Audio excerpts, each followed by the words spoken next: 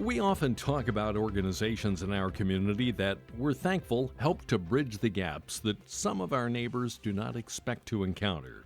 One such organization that makes such a difference for thousands in our neighborhood is Second Harvest Food Bank of East Central Indiana. And with us today for another of our periodic visits is our friend and president and CEO of Second Harvest, Tim Keene. Tim, many people thought that by now the need for your services might have eased up, but it still sounds like it's pretty prominent.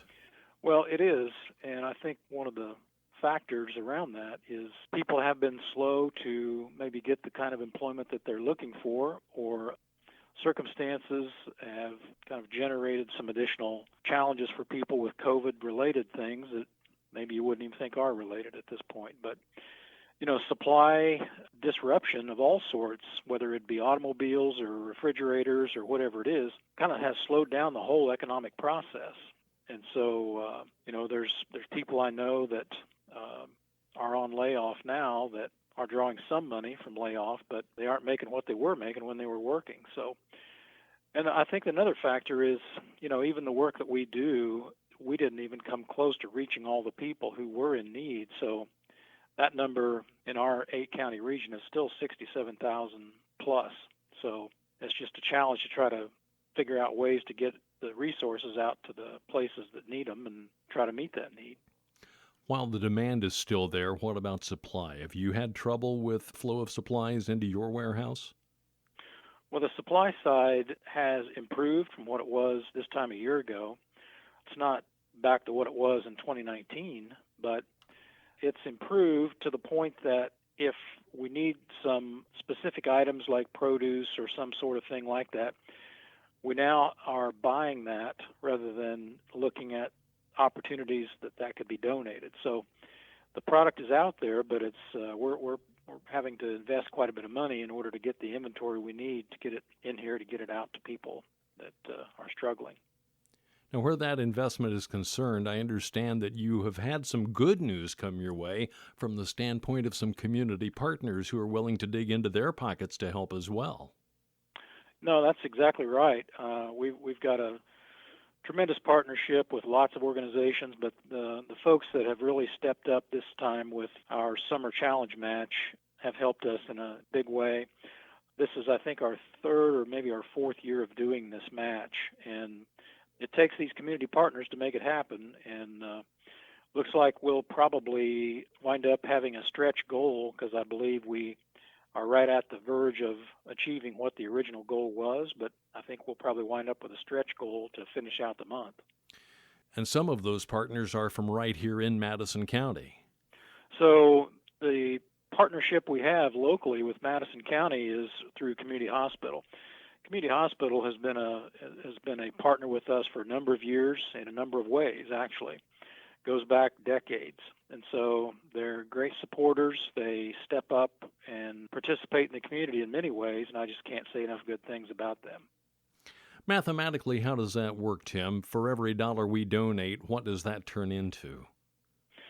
So on a normal basis, $1 will generate 4 meals for people. And so with this Summer Challenge Match, $1 will generate 8 meals. That's a pretty good bang for your buck. I think that a lot of people think that they have to prove their need to be able to benefit by the tailgates that you hold throughout the county. And let's talk about who is eligible to get in line to receive help from Second Harvest. That's a great question. It does come up quite a bit. And no, there are no hoops or rules or proof that somebody needs to produce to pull their vehicle in line at a tailgate that we do. Actually, we have quite a few people who are in line actually for someone else who couldn't come. So we've had instances where somebody from a neighborhood would go and pick up food for their neighbor that maybe was immobile or didn't have transportation or is working and couldn't come. We've had instances where people were picking up for other family members. Somebody was telling me yesterday about a doctor who sat in line to pick up food that he would be able to give to his patients that needed to change some diet habits. And so this was his way of helping them see exactly what kind of things that he was talking about. So there's all kinds of people in line for all kinds of reasons, and so I think the bottom line is there is no requirement to prove. This need isn't seasonal, but there are seasons when the need goes up some. How do you see the last quarter of this year comparing with last year?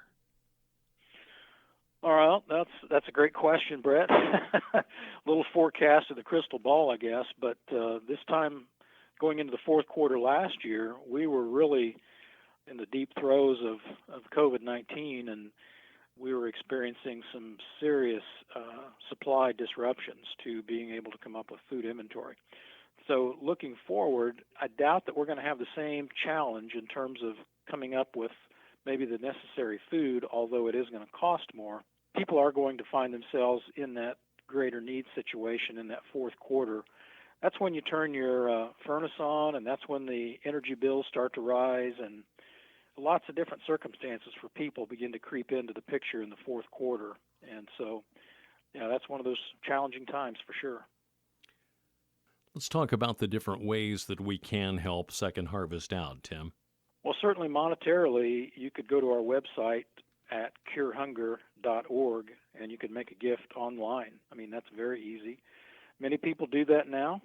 You know, there's ways that individuals can help us as well with volunteering. It's extremely important. And, you know, in Madison County, it's a challenge for us, believe it or not, to come up with the number of volunteers we need to do the tailgate that we do in Madison County. So that seems like it's a moving target, and there's certainly an opportunity for people to step in and make a big difference for hundreds of their neighbors if they're so inclined. You know, I think another way that people can help is simply to share what they know and what they've experienced. And so I think you can visit our website and see an awful lot of good information about the work we do. We have initiatives that are going on with not just Tailgate or through our partner agencies with soup kitchens and food pantries, but we also have a school initiative that's going on, and in Madison County we have 9 different schools we're involved with. We have a senior focus that we have in a few different locations in Madison County through senior housing sites and senior citizen centers. So, a variety of ways that people can engage. Would love to hear from them. And how long do we have to jump in and help out with this matching challenge? Till the end of this month, till the end of August, and then that's where it closes. We're going to get the opportunity to talk with you once more before you hit the exit sign.